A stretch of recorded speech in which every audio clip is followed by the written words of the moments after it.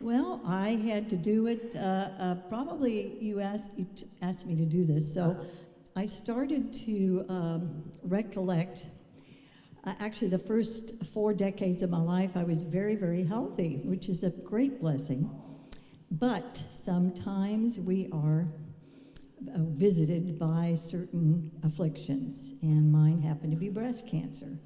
And I found out in 97, right, with one of those awful trucks that come by and give you your fate. So that was 20 years ago. Wow. I'm standing here.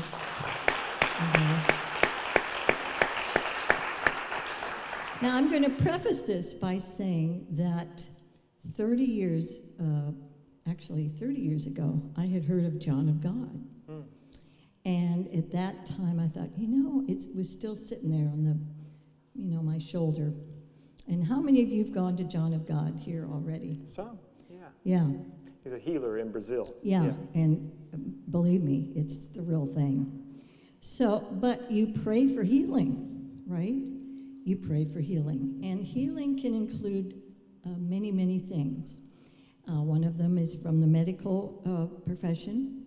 One of them is for the alternative, everything from yoga to Tai Chi to herbs and all of that, juicing. And then you have this incredible thing called prayer, which I can vouch for is so powerful.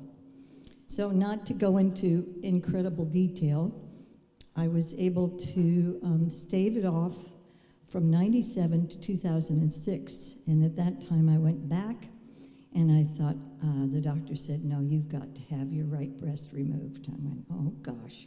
Talk about having to pick yourself up, right? Yeah. So I said, okay, if you have to do it. So that happened, and I do have a resilience, okay? So 2 weeks later, I'm back teaching. Wow. Yeah, I know. But I rested when I should have, right? And then I had to reconstruct the thing a year later. And the thing, go ahead. The thing. It's very nice, by the way. But that's almost harder than the original operation. So I had to do the same Christmas time, right? Merry Christmas, you have a new boob, right? But I rested, took a little break at Montgomery, Texas, and watched the golfers. And I got back, and I went back teaching again after that.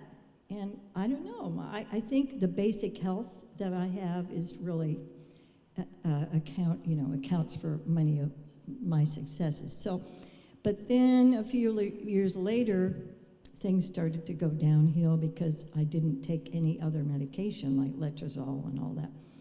So I thought, you know what? It's time for John of God.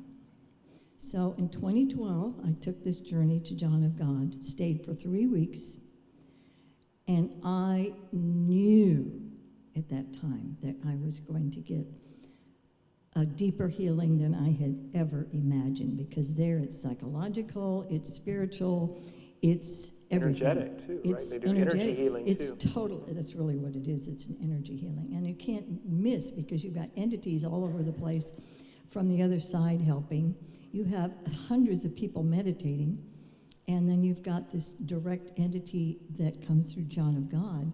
They do operations on you. You are worked on 24 hours a day, okay? So, and you get herbs, and you take that. And very strict rules. You have to, 40 days, you have to rest. And by the way, no sex for 40 days. Okay. I'm just going to let that one go. Yeah. So, but I followed the rules.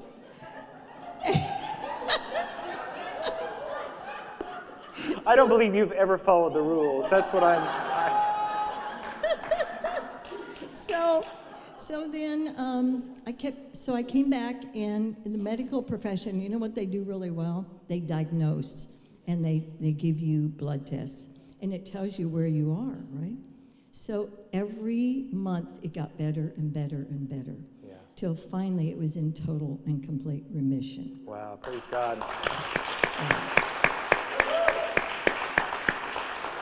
So, I mean, that's not the whole story, and then it was fine for Yeah, like I've got to 3 talk years. tonight. So And you have to talk. Yeah. He said, keep it under 3 minutes. So anyway, but that's the good part.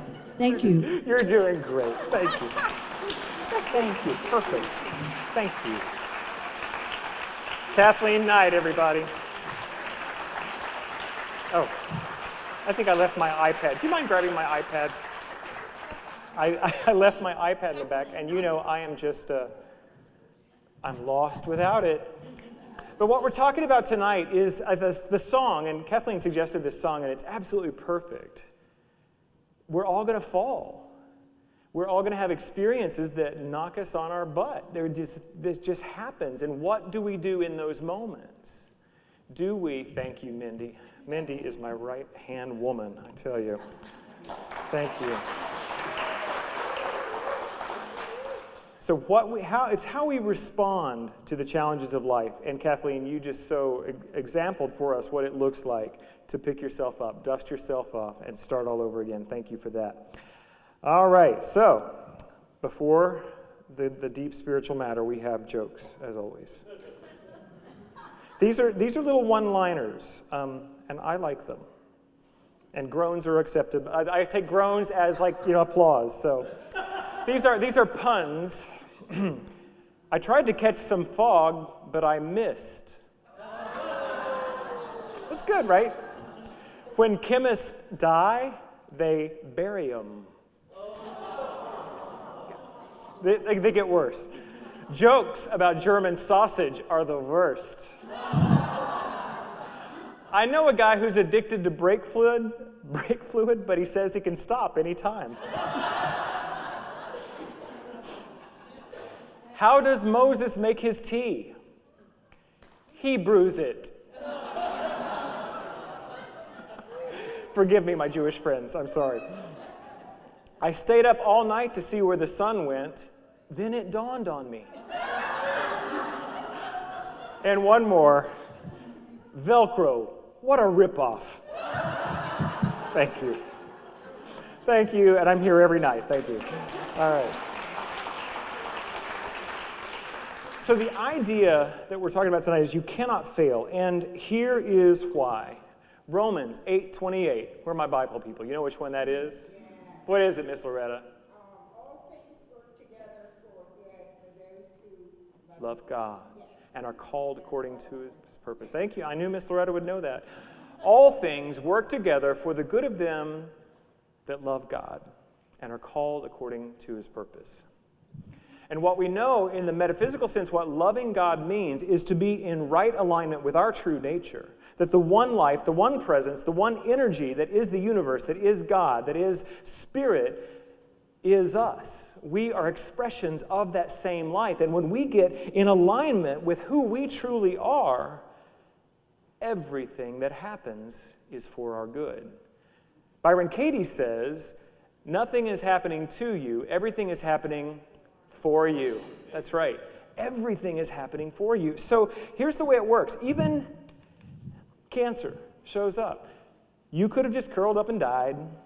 I don't think that's really your nature from what I'm gathering, Kathleen. That's not who you are. So you brought who you were to the diagnosis. You brought your will, your intention for health, your joy, and you worked it.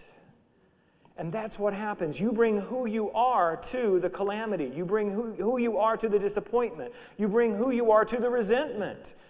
And if you're bringing who you are in alignment with your truth, which is those who love God, those who are living the life of spiritual qualities of life, light, love, power, peace, beauty, and joy, if you're bringing that, guess what? No matter what the situation is in the outer world, it works for your good. You grow, you heal, you recover, you evolve.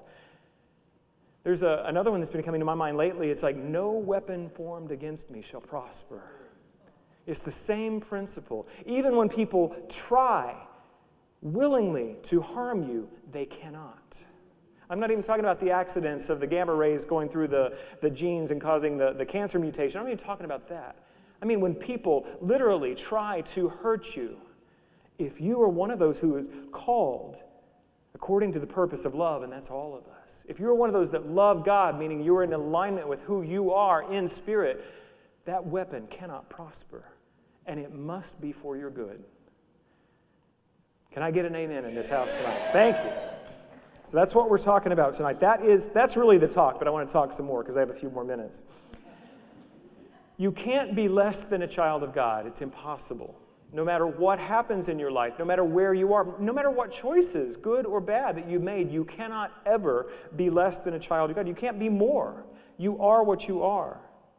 But we want to evolve. We can really say that right where I am is good enough. Let's say that right where I am is good enough. Well, let's just go home. No. Why not? We want to grow.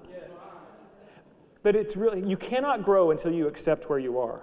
That's why the first step in recovery is to admit that we're powerless over whatever it is that we're addicted to. Because we have to admit that right where we are is where we meet God. So to say right where you are, because here's the deal, and I'm going to talk about this in a minute, the when I get this going, then I'll be okay. No, right where you are.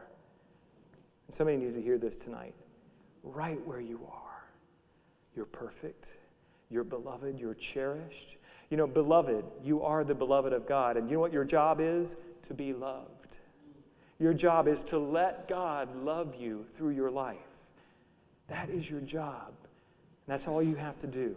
And we want to get better. There's something I've been talking to a friend of mine, the impulse for evolution. It's another name for God. It's this something in life wants to express. That is another name for love, is this something wants to grow, wants to reveal, wants to become. And that is in all of us. So just where we are is good enough. And yet, something calls us forward. And so our failures become our gifts. Does anybody know Louis C.K., the comedian? Great. He's considered really the master of the form that's practicing right now. In an interview, I heard him, he was talking about how he got to be so good, and he said, because I was really bad.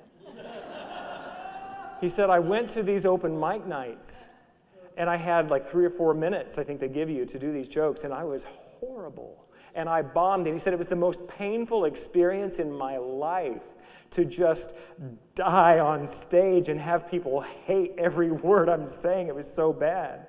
And I just thought, well, he's really selling this career. But then he said, here's the thing. Failure is much more educational than success.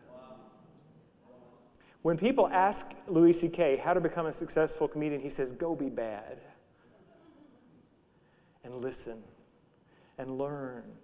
What we would call a failure has got information for you, has got a gift for you, has got a doorway for you to step into more of who you truly are. You know, sometimes we try and be we think we're trying to be who we are, but it's really who our mother thinks we should be. Or who our church thinks we should be, or who our husband thinks we should be. And so sometimes when we're meeting these things we call failures, it's an invitation into authenticity. The book that I'm working with on this is called Fail Fast, Fail Often. It's actually a business book. It's great. You know Brene Brown, who I've taught some of her stuff here, and she's right here in Houston. She said that she's doing a lot of her work on vulnerability and authenticity. She's doing that work now with startups in Silicon Valley. And she said that they've finally gotten this idea of authenticity, vulnerability, that now people won't even give you money as like, you know, the fund, they won't fund you unless you've lost $2 million already. Because they want to know that you're resilient. And failure makes us resilient. We keep going. So just a couple things on this book. I really like it. One is that it starts off with the good stuff. There's this quote I want to share with you. The first chapter is on joy. Successful people make a habit of pursuing what they enjoy. They take actions that are aligned with their passions and avoid things that dampen their engagement in life. They do so not just because it makes them happier, but because it makes them smarter. By doing what you love, you place yourself in an appreciative, opportunity-focused mindset that allows you to think more creatively, work more productively, and capitalize on unexpected opportunities. Do you get that? that when you're engaging in life in ways that fill you with joy, everything that happens, this is like Romans 8:28. That's what it's saying. Everything that happens is for your good. It fills you up. You become more engaged with life. The first part of this quote is what it really wants to focus on. Successful people make a habit of pursuing what they enjoy. They take actions that are aligned with their passion. Say, I take actions, that are aligned with my passion. I love it. Well, then we're all healed.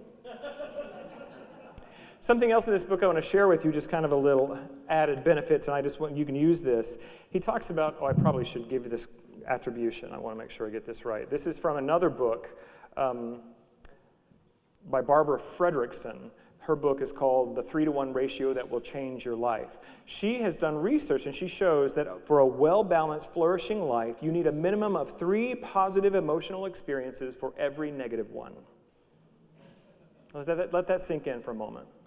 You need 3 positive emotional experiences for every negative one. Have you ever had one of those mornings? You know what I mean. You know what I mean, don't you, Amelia? Is that a morning where something goes wrong? You forgot to pay the water bill. And then you realize you forgot to you deposit the check that was going to cover the water bill, and then it's like one negative thing, and then you just kind of begin the lovely spiral of the descent into, woe is me, my life sucks. You know that? Nobody else? So what Barbara Fredrickson is saying is that it's actually been scientifically proven that on the first negative emotional response that you have, stop. Sit and have a nice cup of tea. Do a gratitude list, pet your dog, and then move on. Do you get it? And then the next time something causes a negative emotional response, stop. Find 3 things that make you connect to what you enjoy in life again. I know there may be a whole series on that 3. We may have to do a book study on that book, I'm not sure. But I love that idea. So here's the deal. We are wired to feel good, and failure hurts. Anybody notice that? We are wired to feel good. We want to seek joy. We want to avoid pain, and we want to feel good. And here your minister is telling you that failure is good for you. This is coming to one of those beautiful spiritual paradoxes. We must learn to bear discomfort. Dr. Jean Ladding, who will be doing some work with us in our Healing the Heart of America initiative we've started here at Unity, she and I had lunch last week, and she gave me this phrase, and it is singing through my soul. If we're going to grow, if we're going to evolve, if we're going to become who we are called to be, who God has designed and enabled and equipped you to be, you must learn to endure. You must learn to bear discomfort. So now they get into the 2nd and the 3rd chapter, which are less about joy. So there's a great thing that they had in the book called the not yet syndrome. The reason we avoid trying is because we're afraid that we'll fail and it hurts. So I'm just going to stay comfortable in my little comfort zone rather than try something new because I don't want to feel discomfort. I don't want to bear discomfort. So here are some of the things. See, you don't have to raise your hand, but you'll know yourself when I read this. I will be ready to get going when the economy picks up. I feel inspired.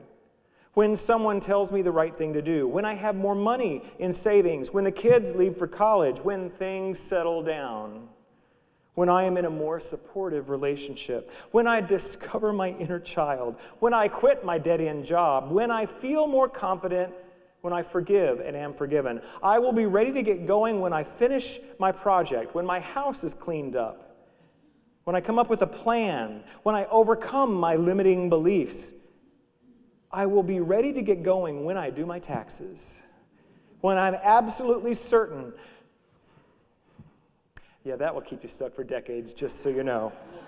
When I am absolutely certain, when I attend a few more workshops, I will be ready to get going when I get permission, when I am better prepared, and when I don't feel so tired. Just breathe, because we've all done those. Many of us have done all of them. There's something in us that says, one day I'll be ready to be who I am. One day I'll be ready to move out of my comfort zone into something better, but I'm not ready. You're ready. You don't have to be afraid. Another thing I wanted to share, that failure has many disguises. Fear of failure masks itself in many disguises: laziness, jealousy at the success of others, distraction, indecisiveness, doubt, and caution. You're not lazy, you're scared. Because here's the deal. You're called to greatness. You're called to a life of magnificence and joy and purpose and meaning and fulfillment. That's who you are.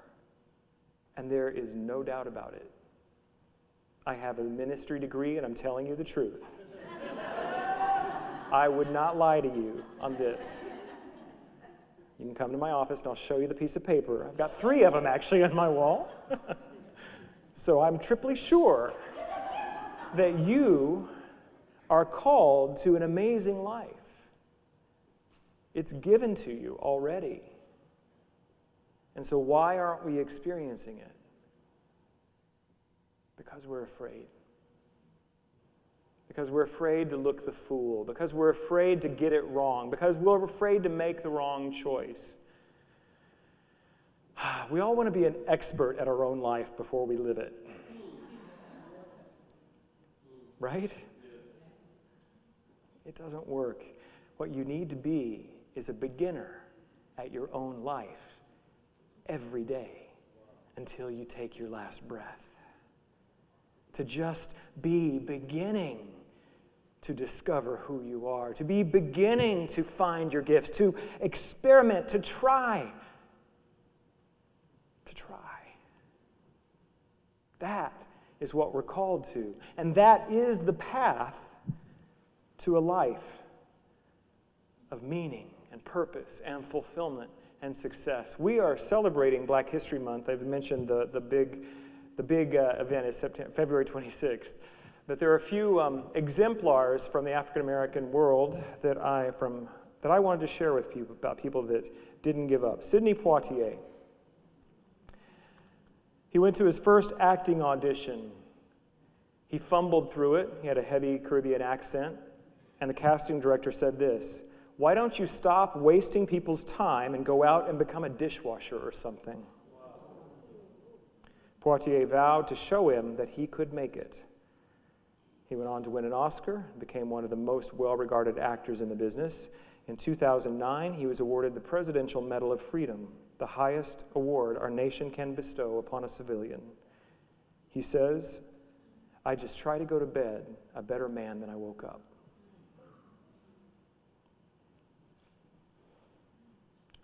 Such an amazing, beautiful soul. Can you imagine that day? He had to be nervous. I don't know what I'm doing. And immediately life shows him, yep, you don't know what you're doing. Why didn't he stop? Why didn't he go get a job as a dishwasher? Because something in him knew who he was. Something in him knew that he was called by God to a life of greatness. And so that failure strengthened his resolve, opened his heart to a greater possibility, and set him on his path. He's done all right, huh? Yes. The next one I want to talk about, I have a new app. I'm not quite used to it as well. He was cut by his high school basketball team because the coach told him he wasn't tall enough to play. It was a moment that deeply imprinted on Michael Jordan's life. He stared at the alphabetically arranged list of names that made the team, feeling sure his coach had mistakenly left his name off. He was so disappointed and ashamed, he wept when he got home that day. His mother came to his side and she gave him some important advice. She said, "The best thing I could do is to prove to the coach that he had made a mistake." He added, "Leaving my disappointment behind, I started to improve my performance." And as we know, he would quickly go on to become one of the most recognizable athletes in history because he refused to give up and he treated his failure as an opportunity and a challenge. I found this quote, which I just love, from Michael Jordan, really one of the greats in all of athletics. He says this, "I have missed more than 9,000 shots in my career. I have lost 300 games. On 26 occasions, I have been entrusted to take the game-winning shot, and I missed. I have failed over and over again in my life, and that is why I succeed." Isn't that good? One more. As a young girl, she was born into poverty. She was sexually abused at the age of 9, became pregnant at 14. The baby died shortly after birth. She went to live with her father, and she began to turn it around with his guidance. She landed a job in radio at the age of 19.